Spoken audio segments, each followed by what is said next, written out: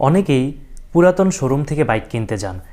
সেই বাইক কেনার ক্ষেত্রে ম্যাক্সিমাম ক্ষেত্রেই গিয়ে দেখেন যে ম্যাক্সিমাম মাইলেজ হচ্ছে 10,000, 3,000, 5,000। গাড়িগুলো দেখতে চকচকে, মানে এমন একটা সিচুয়েশান, পুরাতন বাইক নেই বললেই চলে। তখনই আপনারা সিদ্ধান্ত নিতে কনফিউশন হয়ে যান যে সব বাইকগুলোই কেন এই অবস্থা, মাইলেজ 5,000, 10,000, 8,000। তারা কি 40,000, 50,000, 30,000 মাইলেজের বাইক কিনে না? অবশ্যই কিনে। তাহলে আপনি কেন বুঝতে পারছেন না? কি কি সিমটম দেখে আপনি বুঝতে পারবেন যে এই বাইকটি আসলেই পুরাতন? কিছু সিমটম বলবো এবং কিছু সচেতনতামূলক কথা বলবো, যেগুলো আপনি পুরাতন শোরুম থেকে বাইক কেনার ক্ষেত্রে অনেক হেল্পফুল হবে। পুরো ভিডিওতে আপনাদের সাথে রয়েছে আমি নাজিম পাটোয়ারি।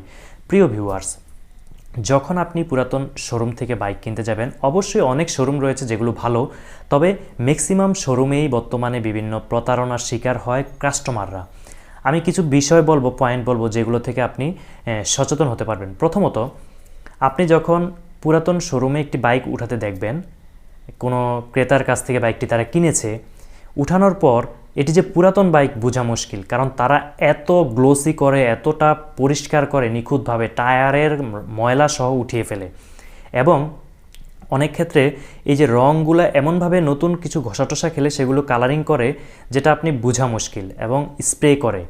সামগ্রিকভাবে লাইটিং সহ সব কিছু মিলে যখন বাইকটি তারা আপনি দেখবেন, তখন এক দেখাতেই কিন্তু আপনার কাছে মনে হবে এটা খুব বেশি চালানো বাইক না, এটা নতুন বাইকের মতোই লাগবে। এটা হলো একটা পয়েন্ট। কালার দেখে কখনোই এটাকে নতুন ভেবে নেবেন না। আপনি ধরে নেবেন যে কালারটা আপনি দেখছেন, আপনি যখন ব্যবহার করতে যাবেন কিনে, মিনিমাম 20 থেকে 30% এটা কালারের গ্লোসিটা কমে যাবে, কারণ আপনাকে ওইটা বিক্রির জন্য সর্বোচ্চ সেফভাবে, পরিষ্কারভাবে তারা উপস্থাপন করেছে। 2, ইঞ্জিনের অংশটি ভালোভাবে দেখার চেষ্টা করবেন। নাট বল্টু সহ সামগ্রিক বিষয় এবং স্টার্ট দিয়ে সাউন্ড বোঝার চেষ্টা করবেন। অবশ্যই গাড়ি কেনার পূর্বে আপনি চালাবেন, এটা 10-12 কিলো চালাবেন, একজন নিয়েও চালাবেন, ডাবল নিয়েও চালাবেন, ব্রেক করবেন এবং সামগ্রিক বিষয়গুলো দেখবেন, সাসপেনশন সহ সব কিছু স্বাভাবিকভাবে কাজ করছে কিনা। শুধুমাত্র দেখলেন, স্টার্ট দিলেন, সেখান থেকে কিনে নিয়ে আসলেন, এটা যাতে না হয়। কারণ আপনি চালাতে গেলে কয়েকটা বিষয় বুঝতে পারবেন। প্রথমত, ঘাড়ের যে বিষয়টা, স্টিয়ারিংয়ের, এটা কিন্তু অনেক সময় অ্যাক্সিডেন্ট হওয়ার পর কিছুটা টাল হয়ে যায়, সঠিকভাবে অ্যাডজাস্ট থাকে না, অ্যালটমেন্টটা ঠিক থাকে না চেসিসের সাথে। আপনি যখন চকচকে দেখে কিনে ফেলবেন, পরে যখন কিনে চালাতে যাবেন, তখন দেখবেন আপনার বাইক একদিকে টানছে, অথবা আপনি চালিয়ে এটা স্বাভাবিক যে মজাটা পাওয়ার কথা সেটা আপনি পাচ্ছেন না। তো অবশ্যই আপনাকে চালিয়ে দেখতে হবে এবং বসে দেখতে হবে ঘাড়ের অ্যালটমেন্টটা ঠিক আছে কিনা। এরপর টায়ার দেখে এখন বর্তমানে বোঝা মুশকিল। তারা যেটা করে, কিলোমিটারটা কমিয়ে ফেলে এবং কিলোমিটারের সাথে ম্যাচ করে টায়ারটা পরিবর্তন করে ফেলে, অথবা টায়ারটা যদি অনেক ক্ষয় হয়ে যায়, তারা নতুন করে গ্রিপ কেটে আনে। এক্ষেত্রে টায়ার দেখে কখনোই বোঝা বর্তমানে সম্ভব না। এরপর আসি ডিস্ক ব্রেকের ক্ষেত্রে। যদি এটা হাইড্রোলিক হয়, সেক্ষেত্রে ডিস্ক দেখেও কিছুটা আপনি ধারণা করতে পারবেন বাইকটি কত হাজার কিলো চলেছে। আর বর্তমানে তারা মিটারটা ম্যাক্সিমাম ক্ষেত্রেই কমিয়ে ফেলে। আর ক্রেতারাও মিটার কমানো, কত কম মাইলেজের গাড়ি রয়েছে সেটাই আগে খোঁজে। আসলে মাইলেজ কমের জন্য আপনি গাড়ি কিনবেন না, আপনি দেখবেন যে মাইলেজ 30,000 থাকলেও একটা গাড়ির কোয়ালিটি কেমন আছে। ক্রেতাদেরও কিছু দোষ আছে, আবার বিক্রেতাদেরও অনেক দোষ আছে। আমি নিজেও একটি গাড়ি প্রায় 45,000 কিলোমিটার চালিয়েছি, সুজুকি হায়াতে। আমার ওই বাইকটি এমনভাবে আমি মেনটেন করেছি যে নিবে সে বুঝতেই পারবেন এটা যে 45,000 কিলোমিটার চালানো হয়েছে। তো আবার ওই ধরনের বাইকে, আমার ওই লেভেলের বাইকে আমার আরেক কলিগ চালিয়েছে 8,000 কিলোমিটার। তার এটা যখন গাড়ির সামনের দিকে চালায়, এটা পেছনের দিকে টানে, মানে এটা মাইলেজ কিন্তু কম, সেও স্বাভাবিক যত্ন করেছে, কিন্তু যেভাবে মেনটেনেন্সটা শতভাগ করা দরকার সে পারে নাই। তো বাহ্যিকভাবে সেটা নতুন, কিন্তু আপনার ভিতরের পারফরমেন্স কিন্তু কম। তো মাইলেজ দেখে কখনো কিনবেন না। প্র্যাকটিক্যালি আপনি চালাবেন, চালানোর পরে যদি মনে হয় যেটা বেটার, সেক্ষেত্রে আপনি সেটার উপর নির্ভর করে আনুষঙ্গিক বিষয়গুলো দেখে সিদ্ধান্ত নেবেন। এরপর একটা গুরুত্বপূর্ণ বিষয় আসি, কাগজপত্রের বিষয়। অবশ্যই বাইক কেনার সময় জেনে নেবেন এই বাইকটি আপনি আপনার নামে নাম পরিবর্তন করে চালাতে পারবেন কিনা।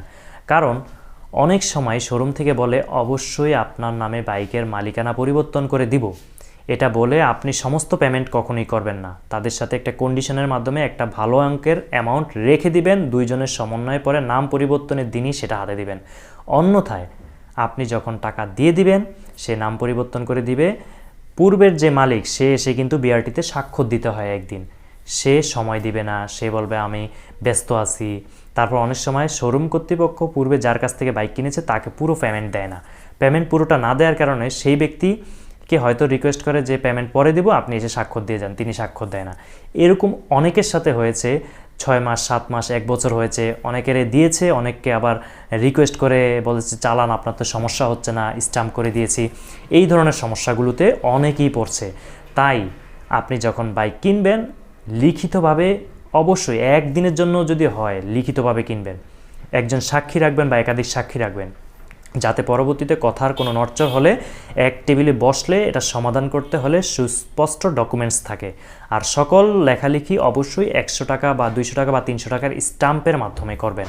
আপনি 50,000, 1 লাখ, 1.5 লাখ, 2 লাখ বা 5 লাখ টাকা দিয়ে একটি বাইক কিনবেন, 300-400 টাকা কি স্ট্যাম্প করতে খরচ করতে খুব বেশি টাকা? অবশ্যই না। তাই এই বিষয়গুলো লেখালেখি করে নেবেন, কতদিনের মধ্যে উনি নাম ট্রান্সফার করে দিবে, পূর্বের মালিকের সাথে প্রয়োজনে কথা বলে নেবেন যে আপনার সাথে কোনো লেনদেন রয়েছে কি না শোরুমের মাধ্যমে। কারণ আপনি এই বিষয়গুলো যদি ইগনোর করে আনন্দের কারণে দ্রুত কিনে ফেলেন এবং পরবর্তীতে নাম ট্রান্সফার করতে না পারেন, আপনার এই টাকাটা এবং আপনার বাইকটি কিন্তু money for value for money হলো না। তখন এটি কিন্তু আপনার জন্য আপনার নিজের নামে হলো না, এই ল্যাকিংসটা থেকেই যাবে। তাই কাগজের বিষয়ে এই তথ্যগুলো অবশ্যই গুরুত্বপূর্ণ। প্রিয় ভিউয়ার্স, এই ভিডিওটি অবশ্যই শেয়ার করবেন, পরবর্তীতে আরও গুরুত্বপূর্ণ কিছু ইনফরমেশান দিচ্ছি। কারণ হচ্ছে অনেক বাইকাররাই বাইক কিনতে গিয়ে প্রতারিত হচ্ছে এবং সমস্যার সম্মুখীন হচ্ছে। পুরাতন বাইক কেনার ক্ষেত্রে অনেকের ক্ষেত্রে এটা হেল্পফুল হবে। আর যারা কিনতে চাচ্ছে তাদেরকেও ভিডিওর কমেন্ট বক্সে মেনশন করে যেতে পারেন। প্রিয় ভিউয়ার্স, এরপর এই যে আপনি ওভারঅল গাড়িটা চালিয়ে দেখেছেন, সেসিস সিট খুলে দেখবেন, টাঙ্কির প্রয়োজনে স্বাভাবিক যে বিষয়গুলো এগুলো খুলে দেখবেন, ভিতরে সেসিস অনেক সময় ঝালাই করা থাকে, তারপর নিচের অংশ অনেক সময় বিভিন্ন ধরনের জয়েন্ট ভাঙা থাকে। এই বিষয়গুলো ভালোভাবে দেখে নেবেন। আপনি আধা ঘন্টার সময় এটার পেছনে ব্যয় করলে অথবা একজন মেকানিক নিয়ে গেলে প্রাথমিক বিষয়গুলো একটু যাচাই বাছাই করে দেখে তারপর আপনি বাইকটি কেনার সিদ্ধান্ত নেবেন। অন্যথায় আপনি কিনে ফেললে তারপর আপনি আসলে বিভিন্ন ঝামেলার মধ্যে জড়িয়ে যাবেন এবং একটা পর্যায়ে আপনি প্রতারিত হবেন। আশা করি তথ্যমূলক ভিডিও থেকে আপনারা উপকৃত হয়েছেন। এই ধরনের নিত্য নতুন তথ্যবহুল ভিডিও নিয়মিত পেতে আমাদের চ্যানেলটি ইউটিউবে সাবস্ক্রাইব করুন এবং ফেসবুকে ফলো করুন। আমাদের সাথে থাকার জন্য অসংখ্য ধন্যবাদ। আল্লাহ হাফিজ।